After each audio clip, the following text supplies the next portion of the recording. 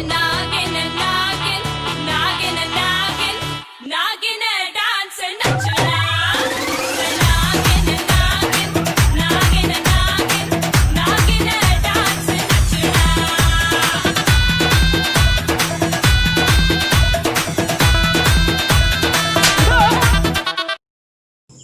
आप अगला स्लाइड देखिए।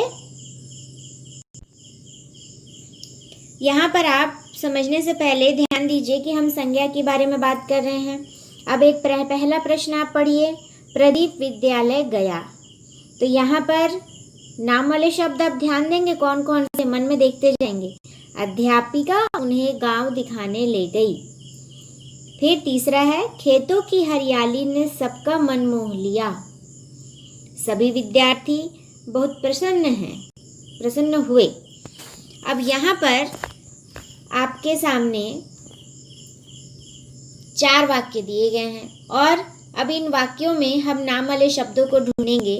तो सबसे पहले यहाँ पर क्या दिया है, प्रदीप किसी विशेष व्यक्ति का नाम है, ये आपको समझ में आ रहा है, किसी लड़के का नाम है। यहाँ पर विद्यालय दिया गया लेकिन विद्यालय का नाम नहीं है, फिर भी विद्यालय बोलेंगे तो आपको समझ में आ रहा है। तो 2 मिल गया। अध्यापिका 3 मिल गया, जो पढ़ाते हैं उनको अध्यापिका बोलते हैं, नाम है भाई वो। गांव भी ठीक है। अब यहाँ पर आप देख रहे होंगे कि जिस जगह में खेती करते हैं उसको खेत बोलते हैं ना, जहाँ बोते हैं। ठीक है, तो आप इस चीज़ को आप थोड़ा सा ध्यान दीजिए और अपने नाम वाले शब्दों को, हरियाली, विद्यार्थी, ये सारे शब्द आपके क्या हो गए, संज्ञा वाले शब्द मिल गए। ये सारे शब्द क्या हैं, खेतों, ये सारे शब्द क्या हैं, संज्ञा शब्द हैं। संज्ञा की परिभाषा यहाँ पर भी दिया गया है कि किसी व्यक्ति, वस्तु, स्थान, प्राणी और भाव के नाम को हम क्या कहते हैं, संज्ञा कहते हैं। मैंने आपको बताया भी था स्थान, ये कौन सा स्थान है भाई, मैं जहाँ पर रहती हूँ मैं वहाँ मलाश खंड है। आप जहाँ पर रहते हो उस स्थान का कोई ना कोई नाम होगा, तो स्थान का नाम। प्राणी, हम जिसके में प्राण है वो प्राणी हुआ है ना, व्यक्ति और प्राणी अलग नहीं होते हैं, तो प्राणी वही हुए। और भाव, भाव आपके अंदर हमेशा भाव विद्यमान रहते हैं। कैसे, आपको हमेशा डर लगता है क्या? नहीं लगता, लेकिन आपके अंदर वो भाव है। आपको हमेशा रोना आता है क्या? नहीं आता, लेकिन आपके अंदर वो भाव छिपा बैठा है आपके मन में। रोना, हंसना और गुस्सा होना, क्रोध करना, ये सारे भाव, डरना, भय, ये सारे भाव जो आपके अंदर हैं, दयालुता आपके अंदर है, ईमानदारी आपके अंदर है। लेकिन जब हमारे सामने कुछ परिस्थिति आती है तो वो क्या होते हैं, हमारे चेहरे से या हमारे काम से वो भाव सामने क्या होते हैं, प्रकट होते हैं। कैसे प्रकट होंगे? जैसे अचानक आपके सामने कोई सांप आ गया, सांप, तो आप अचानक क्या हो जाएंगे, सांप को देख करके डर जाएंगे। तो आपके अंदर डर था, लेकिन सामने अगर सांप आया तो वो डर आपके चेहरे पर दिखा, भाव दिखा और आपके कार्य से भी दिखा, तो आप भाव समझ गए। अच्छा, आपके यहाँ छोटे भाई बहन होंगे, बच्चे, तो उनके चेहरे पर कौन सा भाव है? बचपन का भाव है, छोटे बच्चे जैसे दिखते हैं। ठीक है, जवानी अलग भाव है, जो नौजवान को देख करके आपको समझ में आ जाएगा, हुष्ट पुष्ट। बुढ़ापा अलग भाव है, बूढ़े लोग को देख करके समझ में आ जाएगा, झुर्रियाँ उर्रियाँ अलग भाव है, झुक के चलना, ये सब भाव है। ठीक है, तो एक भाव सामने दिखता है चेहरे से और एक भाव जो रहता है वो अंदर होता है। परिस्थिति के बाद आने पर, परिस्थिति कोई भी आती तो प्रकट होता है। हमेशा हम हंसते तो नहीं रहते हैं, लेकिन हम कुछ ऐसी हरकत देख लेते हैं, सामने जोकर की हरकत देख लेते हैं, कुछ भी देख लेते हैं, तभी वो भाव क्या होता है, प्रकट होता है। फिर वो थोड़ी देर के बाद चला जाता है, फिर नई परिस्थिति आती, नया भाव उत्पन्न हो जाता है। आप हमेशा हंस रहे थे, अचानक कोई आपसे आपका जो समोसा है हाथ से छीन लिया, आपको बहुत भूख लगी थी, रसगुल्ला छीन लिया, तो आपको क्या आ जाएगा, क्रोध आ जाएगा। ठीक है, और छोटे बच्चे लोग तो रोने लगते हैं। तो ये सारे भाव हैं, तो आप परेशान नहीं होंगे, इस चीज़ को आप समझिए। फिर आगे चलते हैं। अब हम आ जाते हैं संज्ञा के भेद पर। भेद मतलब प्रकार, कितने प्रकार के होते हैं। सामान्यतः हम यहाँ पर 5 प्रकार के संज्ञा के भेद पढ़ेंगे। ठीक है, भले आप पाठ में 3 दिया है लेकिन आपको समझना पूरा चाहिए। तो सबसे पहले चलते हैं व्यक्तिवाचक संज्ञा की, जिसको आप इंग्लिश में प्रॉपर नाउन भी बोलते हैं। तो व्यक्तिवाचक, व्यक्ति आपको समझ में आ गया, एक हम किसी भी आदमी के बारे में, किसी भी व्यक्ति के बारे में, प्राणी के बारे में बात कर रहे हैं, उसी के बारे में हम बात करेंगे, किसी और के बारे में नहीं बात करेंगे। तो इसकी परिभाषा सबसे पहले देख लेते हैं। व्यक्तिवाचक संज्ञा, जिस संज्ञा शब्द से किसी विशेष व्यक्ति, विशेष आपको सबको पता है ना, मुख्य, इस विशेष स्थान, विशेष वस्तु का बोध होता है, उसे व्यक्तिवाचक संज्ञा कहते हैं। अब विशेष मतलब आप समझ गए होंगे। जैसे मैं गांधी जी के बारे में बात करें तो गांधी जी दूसरा कोई नहीं है, ठीक है, तो वो विशेष व्यक्ति हैं। जैसे मैं भारत के बारे में बात कर रही हूँ तो ये विशेष स्थान का नाम है। तो ऐसे नाम को ही हम क्या कहते हैं, व्यक्तिवाचक संज्ञा कहते हैं, जिनको बोलने से आपको समझ में आए। जैसे आपके घर में लड़कों की बात नहीं हो रही है, आपके घर में अगर बोलेंगे कि रमेश ने गिलास तोड़ दिया, तो आपको सबको समझ में आ रहा है भाई कि यहाँ सभी लड़कों की बात नहीं हो रही है, बहुत सारे लड़के हैं, बहुत सारे व्यक्ति हैं। यहाँ पर विशेष रमेश के बारे में ही बात हो रही है कि रमेश भैया ने क्या कर दिया, गिलास तोड़ दिया। तो यहाँ पर व्यक्तिवाचक संज्ञा क्या है आपको समझ में आएगा। तो जैसे सतीश, महेंद्र, सुकेश, पिंकी, ये सब व्यक्ति के नाम होते हैं, ठीक है, तो इनका बोध कराते हैं। जैसे जगह का नाम मनाली, आपको सबको पता है, मैसूर विशेष जगह है, दार्जिलिंग, हैदराबाद, मलाजखंड जो हमारा है, ठीक है, तो ये सब क्या है, विशेष जगह हैं। बालाघाट विशेष स्थान का नाम है। तो ये सब का बोध कराता है कौन, व्यक्तिवाचक संज्ञा। ये सभी क्या है, व्यक्तिवाचक संज्ञा हैं। मेरे ख्याल से आपको समझ में आ गया होगा। अब यहाँ हमारे पास जातिवाचक संज्ञा है। जातिवाचक संज्ञा, हाँ, उसके पहले हमने क्या पढ़ा था, व्यक्तिवाचक संज्ञा, किसी विशेष व्यक्ति। अब उस व्यक्ति की जाति क्या होगी। जैसे मैं रमेश के बारे में बात कर रही हूँ तो उसकी जाति क्या होगी। तो आप परिभाषा ध्यान देंगे, जिस संज्ञा शब्द से किसी एक प्रकार की वस्तुओं, यहाँ विशेष नहीं है, एक प्रकार की वस्तुओं, प्राणियों का बोध होता है, उन्हें जातिवाचक संज्ञा कहते हैं। जैसे मेज़, 4 टेबल होता है, 4 पाए होते हैं ना, और बीच में पटरा होता है, उस पर रख के हम खाना खाते हैं, ठीक है। मेज़, गिलास, जूता, बैल, ब्राह्मण, पंखा, विद्यालय। यहाँ विद्यालय का नाम नहीं है, ठीक है, लेकिन विद्यालय बोलने से आपको समझ में आ रहा है, कोई भी विद्यालय हो सकता है। यहाँ फल, कोई विशेष फल नहीं है, खाली फल है। तालाब, बहुत सारे आसपास तालाब हैं, लेकिन तालाब बोला जा रहा है भाई, रामतरैया तालाब, सीताराम तालाब, सब जगह का तालाब है, मलाजखंड का तालाब, ऐसा नहीं है।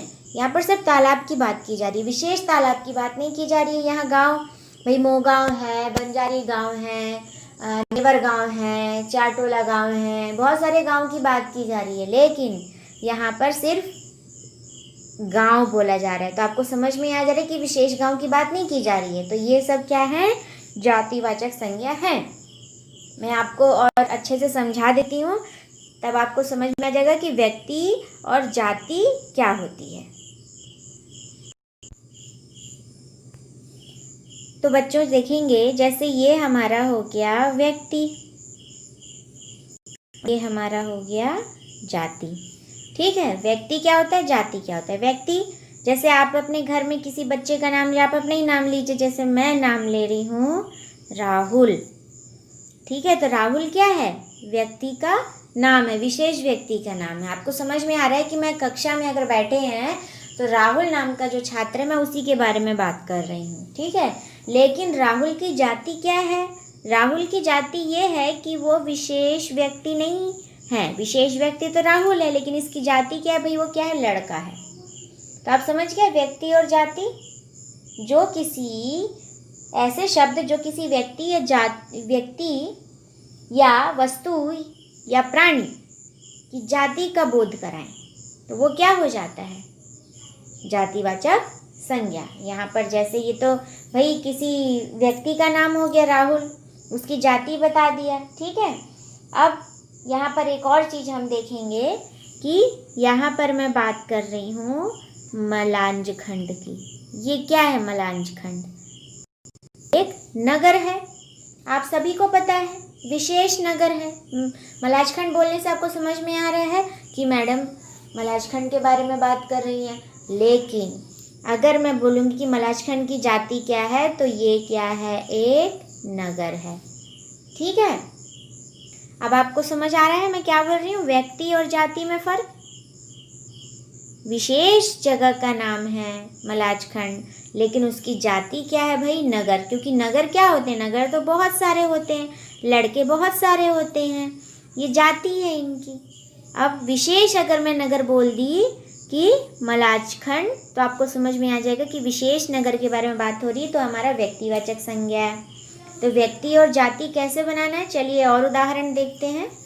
आपको ये समझ में आ गया होगा। अब हम व्यक्ति से जाति, जाति से व्यक्ति देखेंगे। हम यहाँ पर आपकी कौन सी नदी है जो अभी उफान पर आ रही थी, तो यहाँ पर एक कोई नदी का नाम लिख देते हैं। जैसे मुझे इतना पता है कि यहाँ बंजर नदी आप लोग बात करते हैं, तो बंजर आपको समझ में आया कि मैं बंजर नदी की बात कर रही हूँ। लेकिन बंजर नदी तो है, इसकी जाति जो बोल देंगे कि भाई ये क्या है, नदी। क्योंकि नदी तो बहुत सारी आती है। यहाँ पर कौन कौन सी नदी है, और नर्मदा नदी है जबलपुर में, ठीक है। और आपको बहुत सारी नदियों का नाम पता है, महानदी है। तो ये सब किस में आ जाएंगे, ये सब व्यक्ति में आ जाएंगे। लेकिन इन सब की जो है ये क्या है, जाति जो है ये नदी है। ठीक है, तो आप इस चीज़ को ध्यान देंगे बच्चे लोग। आपको समझ में आया? चलिए अब आप मेरे सामने एक मैं आपको अगर प्रश्न दे रही हूँ, आपके मन में थोड़ा सा उठेगा तो आप बताइएगा। जैसे मैं यहाँ पर अभी तो नदी की बात कर लिया हमने, अब ये आपके सामने एक शब्द है गंगा। अब ये बताइए, ये जो गंगा शब्द है ये व्यक्ति में आएगा कि जाति में आएगा, किस में आएगा बताइए। हाँ, तो मेरे ख्याल से आपको समझ में आ रहा है। गंगा के बारे में बात करें, सबके यहाँ गंगा जल रखा भी हुआ है भाई, तो ठीक है। तो एक विशेष नदी के बारे में बात करें, मैं कोई और नदी के बारे में बात नहीं कर रही हूँ, गंगा नदी के बारे में बात कर रही हूँ। तो गंगा नदी क्या है, इसमें आ जाएगा विशेष मतलब मुख्य, गंगा व्यक्ति में आ जाएगा। अब इसकी जाति क्या हो जाएगी बताइए, जाति बनाइए इसकी। गंगा तो व्यक्तिवाचक संज्ञा, व्यक्तिवाचक से जातिवाचक बनाइए, ये हो जाएगा हमारा जातिवाचक नदी। तो इसको आप समझ गए होंगे। चलिए अब और आगे बढ़ते हैं। आपको नगर आ गया, आपको नदी का नाम आ गया, ठीक है, आपको प्राणी का नाम आ गया, तो आप इस चीज़ को आप समझ रहे होंगे। अब आगे चलते हैं। जैसे मैं बात कर रही हूँ, यहाँ पर एक और शब्द आपके समक्ष दे रही हूँ। जैसे ये हो गया देश। अब ये बताइए, ये जो देश है ये व्यक्ति में जाएगा कि जाति में जाएगा बताइए। मेरे ख्याल से सोच लिए होंगे आप लोग, मेरे ख्याल से ये हमारा जाएगा जाति में। क्यों जाएगा जाति में? क्योंकि मैं यहाँ देश की बात कर रही हूँ, ठीक है। देश बहुत सारे होते हैं। अगर हम यहाँ स्वदेश बोलेंगे तो स्व मतलब अपना देश, ठीक है, स्व मतलब अपना देश, स्वदेश। और यही मैं अगर वी लगा दी देश में, तो ये क्या हो जाएगा, वी मतलब दूसरा, विदेश। तो इस चीज़ को आप समझेंगे, ये नहीं कि देश बोल दिए तो अपना भारत ही है, इस चीज़ को आप ध्यान देंगे। तो यहाँ पर आप बताइए कि इसकी व्यक्ति कैसे बनेगी। देश तो मैंने बोल दिया, अब इसका व्यक्तिवाचक संज्ञा कैसे बनाएंगे। तो देश इतने सारे हैं, आपके कोई भी देश का नाम उठा करके आप क्या कर दीजिए, यहाँ पर लिख दीजिए। मैं नहीं बोलूँगी कि आप एक ही देश का नाम लिखिए, इतने सारे हमारे पास देश हैं, हर अलग अलग देश हैं, है ना। आप राज्य का नाम नहीं लिखेंगे, राज्य और देश में अंतर होता है, आप याद रखेंगे। तो यहाँ पर जैसे मैं लिख दी अपने ही देश का नाम, क्या लिख दी, भारत। तो आपको भारत बोलने से विशेष देश का नाम आपको समझ में आ रहा है, विशेष स्थान भारत है, भारत स्थान की बात कर रहे हैं, विशेष। तो ये व्यक्तिवाचक हो गया और इसकी जाति क्या हो गई, देश, ठीक है। तो इसको आप समझ गए होंगे और परिभाषा देख के और अच्छे से समझ गए होंगे मेरे ख्याल से। लेकिन ये बताना बेटा आप लोग को बहुत ज़रूरी है। अब आपको और मैं दूसरा प्रश्न देती हूँ। अब हम चलते हैं यहाँ पर, चलिए बताइए। अभी यहाँ पर लिख दी मध्य प्रदेश।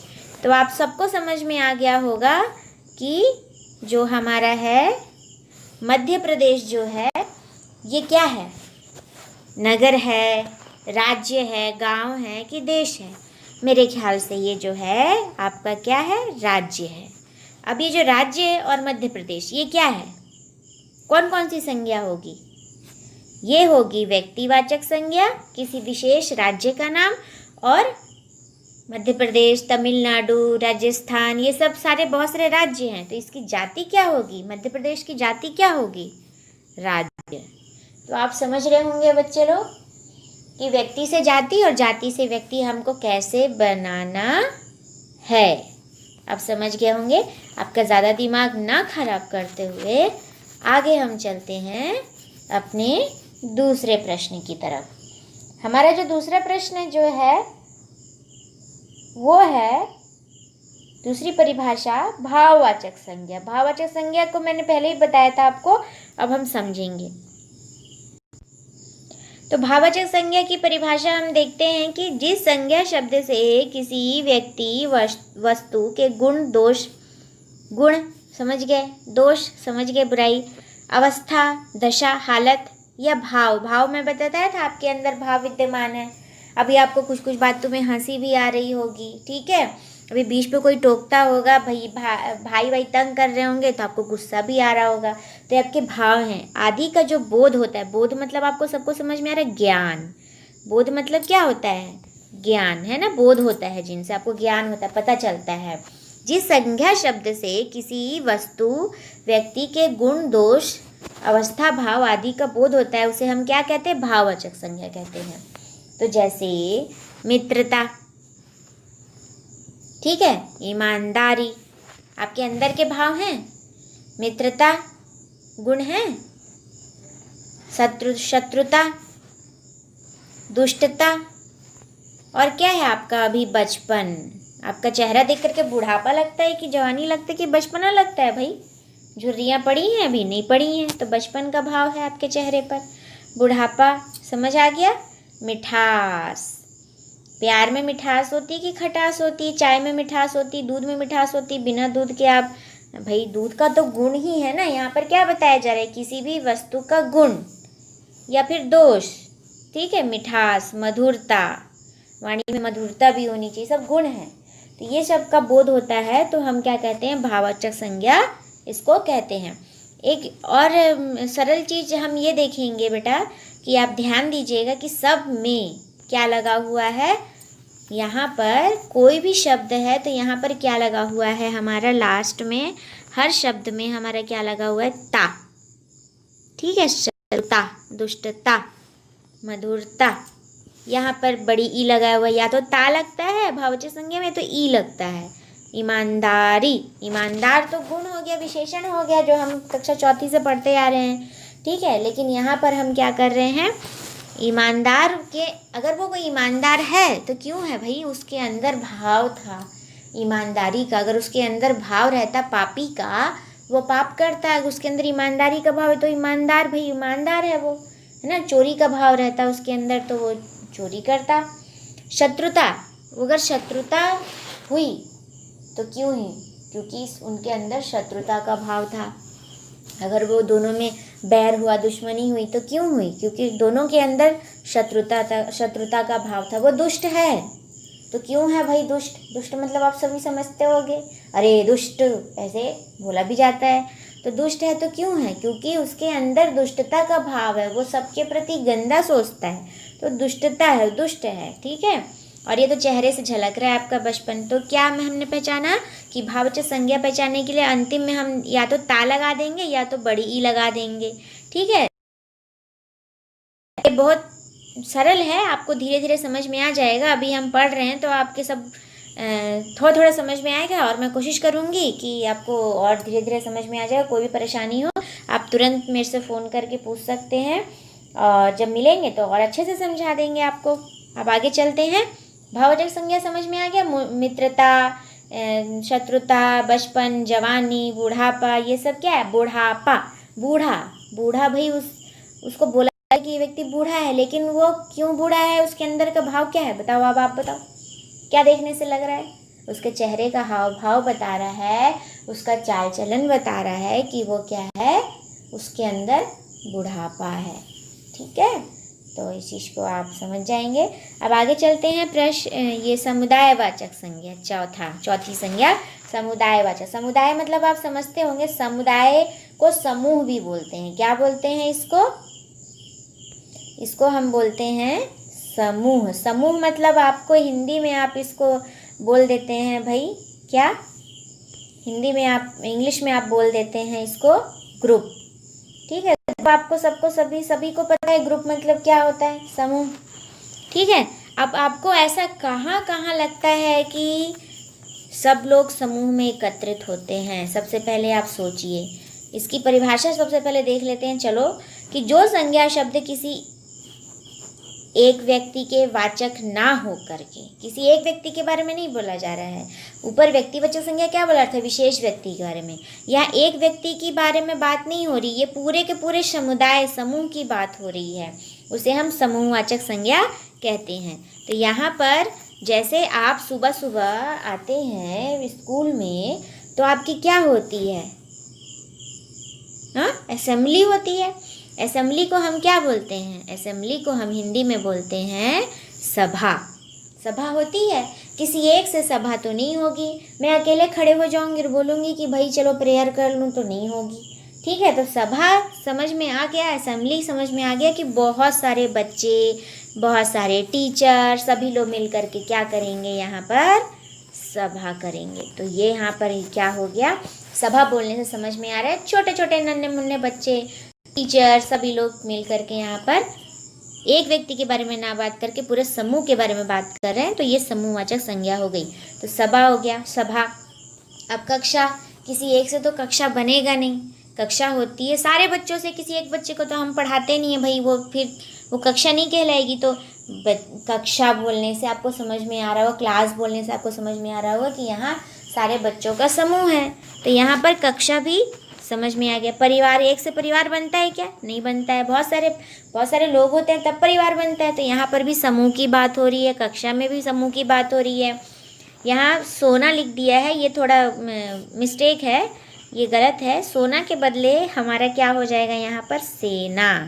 ठीक है, तो इस चीज़ पे आप ज़्यादा गौर नहीं करिएगा, है ना, प्रिंटिंग मिस्टेक हो जाता है बुक में। चलिए, तो यहाँ पर सेना की बात हो रही है। सेना मतलब क्या होता है हमारा? सेना मतलब होता है हमारे फौजी भाई लोग। अब एक से तो सेना नहीं बनती है, सेना बोले सबको समझ में रहा, हमारी सेना की बात हो रही है, मतलब हमारे पूरे फौजी भाइयों की बात हो रही है। तो यहाँ पर भी ग्रुप का बात हो रहा है, समूह का बात हो रहा है। ठीक है, तो आप मेरे ख्याल से समझ गए होंगे कि जहाँ पर पूरे समूह की बात हो रही हो, किसी एक की बात नहीं हो रही होगी, पूरे समूह की बात हो रही है, वहाँ पर हमारा क्या वाचक संज्ञा हो जाएगा? समूहवाचक संज्ञा। तो आप कोई बोले सभा, आप कोई बोले कक्षा, आप कोई बोले सेना, तो आप क्या समझ जाएंगे भाई, ये आंख बंद करके समूहवाचक संज्ञा है। अब आ जाते हैं द्रववाचक संज्ञा में। तो द्रववाचक संज्ञा को हम समझते हैं द्रव। द्रव मतलब आप सभी को पता है, लिक्विड, ठोस, ऐसे पदार्थ जिन्हें मटेरियल नाउन, जिन्हें आप ज़्यादा, मैं गंभीरता से नहीं जाती हूँ, मटेरियल नाउन। ठीक है, पदार्थ जिसमें रहते हैं। ठीक है, अब वो पदार्थ किसी भी रूप में रह सकते हैं। आपका वो पदार्थ आगे देखते हैं क्या है। चलिए, इसकी परिभाषा पढ़ लेते हैं कि जो संज्ञा शब्द किसी पदार्थ मटेरियल, धातु मतलब मेटल, द्रव्य अब कोई भी द्रव्य हो सकता है आपके पास। ठीक है, अब वो लिक्विड में हो, सॉलिड में हो, कोई भी हो, तो आदि का बोध कराते हैं उन्हें द्रववाचक या पदार्थवाचक, इसको पदार्थ भी बोलते हैं। ठीक है, पदार्थ, मटेरियल। तो द्रववाचक संज्ञा भी कहते हैं, जैसे कहते हैं जब सोना की बात आएगी, चांदी की बात आएगी, चावल की बात आएगी, दाल की बात आएगी, तो ये सब क्या है किसी वस्तु का नाम। लेकिन यहाँ पर इनको हम क्या कर अर्थ हैं, इनको तौला जा रहा है, तो आपका ये क्या हो जाएगा? द्रववाचक संज्ञा हो जाएगा। तो आगे चलें। फिलहाल तो हमें अभी 3 ही पढ़ना है, बाकी और को हम बाद में समझेंगे, समय की कमी हो जाएगी, हमको बढ़ना आगे है। तो चलिए बनाते हैं।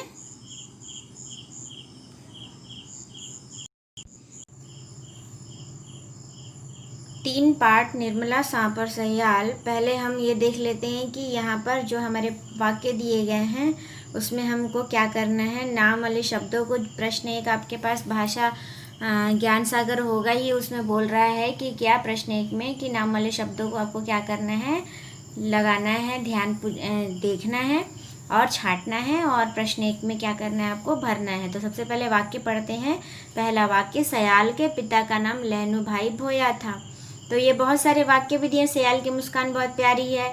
तीसरा, झोपड़ी के अंदर उसकी माँ पुकारती है, निर्मला खुशी से उछल पड़ी। सयाल बहादुरी देखकर निर्मला है, सयाल की बहादुरी देखकर निर्मला हैरान थी। ये हमारे पास वाक्य हैं। अब इनको क्या करना है, इसमें नाम वाले शब्दों को हमको ढूंढ कर लिखना है, विशेष व्यक्ति का नाम या फिर उसकी जाति का नाम या फिर भाव का नाम। तो चलिए ढूंढते हैं। पहले वाक्य में सयाल, तो सयाल पहले मिल गया हमको। फिर पिता, पिता भी मिल गया भाई। और लहनू भाई भोया, ये तो भाई नाम है, ठीक है, उनका नाम लहनू भाई भोया था। तो नाम वाले शब्दों को तो संज्ञा कहते ही हैं, तो 3 तो हमको मिल गया। सयाल जो है, ये बताइए व्यक्ति होगी जाति होगा? मेरे ख्याल से तो व्यक्ति होगा। और पिता जो होगा वो जाति होगा, लेकिन अगर सयाल के पिता पूरा लिखते हैं तो ये हमारा क्या हो जाएगा, व्यक्ति में भी आ जाता है। लेकिन यहाँ पर सिर्फ पिता की बात कर रहे हैं, तो पिता आप समझ गए होंगे कि यहाँ पर किसी की पिता के बारे में बात नहीं की जा रही है, यहाँ पर खाली पिता के बारे में। नाम वाले शब्दों को फिलहाल छांटना है हमको, ये व्यक्ति जातिवाचक अलग नहीं करना है, फिलहाल छांटने बोला है हमको। तो उस हिसाब से पिता क्या होगा, हमारा जाति में आएगा। फिर और देखते हैं, सयाल की मुस्कान बहुत प्यारी, मुस्कान आपको समझ में आ गया, ठीक है। झोपड़ी के अंदर उसकी माँ पुकारती, झोपड़ी भी आ गया, स्थान का नाम, माँ भी आ गया, ठीक है। जाति है निर्मला, लड़की का नाम, विशेष लड़की का नाम, ठीक है। खुशी, आपके अंदर, आप खुश हैं तो क्यों है आपके अंदर खुशी है, भाव है आपका। सयाल तो है ही हमारे पास। बहादुरी, अगर कोई उसकी बहादुरी दिखती है, इसका मतलब अंदर उसके भाव है बहादुरी का, अगर वो बहादुर है तो बहादुरी के भाव उसके अंदर। फिर उसके बाद और कुछ है नहीं, निर्मला फिर से आ रहा है, उसको हम नहीं देखेंगे। निर्मला एक बार छाट लिए हैं, तो कितने हो गए, 1 2 3, उसके बाद 4 5 6 7, खुशी 8 और 9, तो हो गया। अब इसको क्या करना है, हमको प्रश्न 1 में भर देना है, तो आप जल्दी से भरिए। अब प्रश्न 2 में क्या करना है, ध्यान से देखेंगे कि अब इन संज्ञा शब्दों को नीचे दी गई श्रेणियों में लिखना है। श्रेणी मतलब वर्ग बांट दिया गया है। व्यक्तिवाचक वाले शब्दों को 3 शब्द हैं, उनको छांट करके ऊपर से हमको क्या करना है, इधर लिखना है, और जातिवाचक छांट के इधर लिखना है, और भाववाचक वाले शब्दों को छांट करके इधर लिखना है। तो हमारे पास ये, इसमें व्यक्तिवाचक भी है 3, जातिवाचक भी है 3 और भाववाचक भी है 3। तो हम इसको ढूंढेंगे और हम यहाँ पर क्या करेंगे, इसको लिखेंगे। तो चलिए सबसे पहले व्यक्तिवाचक ढूंढते हैं। यहाँ पर हमारे पास व्यक्तिवाचक में इन तीनों में से क्या है, व्यक्तिवाचक में किसी विशेष व्यक्ति का नाम हमारे पास आया है, तो आप बताइए क्या आया है। सबसे पहले व्यक्तिवाचक में सयाल होगा, किसी विशेष लड़की का नाम है, ठीक है। तो यहाँ पर सयाल, निर्मला, निर्मला भी किसी विशेष लड़की का नाम है, ठीक है। लहनू भाई भोया भी किसी विशेष व्यक्ति का नाम है। तो ये तीनों हमारे पास कहाँ आ जाएंगे, व्यक्तिवाचक संज्ञा के अंतर्गत आ जाएंगे। तो चलिए इसको लिखते हैं। तो बच्चे हमने लिख दिया यहाँ पर कि व्यक्तिवाचक संज्ञा में विशेष लड़की का नाम है सयाल, निर्मला का नाम है और लहनू भाई भोया। तो ये हमारे 3 क्या हो गए, व्यक्तिवाचक संज्ञा। अब आ जाते हैं जातिवाचक संज्ञा। जातिवाचक संज्ञा में आपको छांटना है ऊपर वाले शब्दों से। तो कौन कौन से जातिवाचक हो जाएंगे, ये हमने टिक लगा दिया था, इतने तो मेरे व्यक्ति हो गए। अब पिता जो है, ये भी मेरे ख्याल से आप भी बताइए, जाति में आएगा पिता? जी बिल्कुल जाति में आएगा। मुस्कान जाति में नहीं आएगा, क्योंकि ये तो भाव है ना। झोपड़ी जाति में आएगा, किसकी झोपड़ी नहीं, मंगलू की झोपड़ी नहीं, इसकी झोपड़ी नहीं, खाली झोपड़ी की बात बोली, यहाँ सभी झोपड़ियों की बात बोली जा रही है, तो ये झोपड़ी भी जाति में आएगा। माँ भी जाति में आएंगी, भाई रमावती की माँ, कलावती की माँ, ऐसा तो नहीं बोला जा रहा है, माँ ही बोला जा रहा है। तो ये तीनों किस में आएंगे, जाति में आएंगे। मैंने आपको बताया था जब सयाल के पिता बोलेंगे तब ये व्यक्ति में आ जाएगा भाई।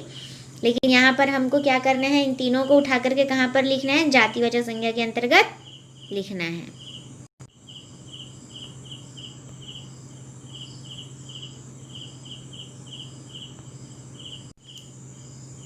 इस प्रकार हमारा भाववाचक संज्ञा भी क्या हो गया, पूर्ण हो गया। ठीक है, अब आपको समझ में आ जाएगा जातिवाचक और व्यक्तिवाचक और भाववाचक संज्ञा छांटना और उन्हें बनाना। अब प्रश्न 3 देखते हैं कि परिभाषा को पूर्ण करते हैं कि किसी भी व्यक्ति, वस्तु, स्थान, जाति या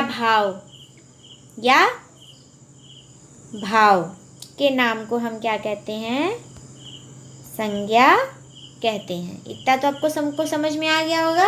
अब प्रश्न 4 आपका आज का गृह कार्य है कि नीचे दिए गए वाक्यों में व्यक्तिवाचक संज्ञा शब्द छांट करके आपको क्या लगाना है, उसमें घेरा लगाना है।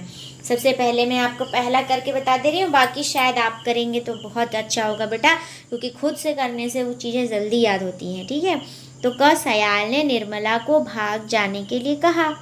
किसी विशेष व्यक्तिवाचक संज्ञा की क्या परिभाषा पढ़े थे, किसी विशेष व्यक्ति, वस्तु, स्थान के नाम को हम क्या कहते हैं, संज्ञा कहते हैं। किसी भी लड़की का नाम, यहाँ पर लड़की का नाम आपको सयाल समझ में आ रहा है, व्यक्ति हो गया, गोला लगा देते हैं। निर्मला भी किसी विशेष लड़की का नाम है। बाकी तो भाग, जाने, ये सब तो क्रिया है ना, काम वाले शब्द हैं, ये हमारा नहीं है। तो 2 लड़कियां हमको व्यक्तिवाचक रूप में क्या हो गई, मिल गई, क्योंकि विशेष लड़की का नाम समझ में आता था। तो मिलते हैं अगली कक्षा में, लेकिन आपको प्रश्न 4 पूरा करना है और फिर इसके हल बताऊंगी, लेकिन अगली कक्षा में। पहले आप खुद से करने का प्रयास कीजिए और बच्चे संज्ञा की परिभाषा और उसके भेद ज़रूर याद कीजिए। मैं आपको PDF व्हाट्सएप में आपके भेज दूंगी, संज्ञा के PDF, आप उसको ज़रूर देखिए। आप डेली याद करेंगे तो आपको हमेशा याद हो जाएगा। मिलते हैं अगली कक्षा में।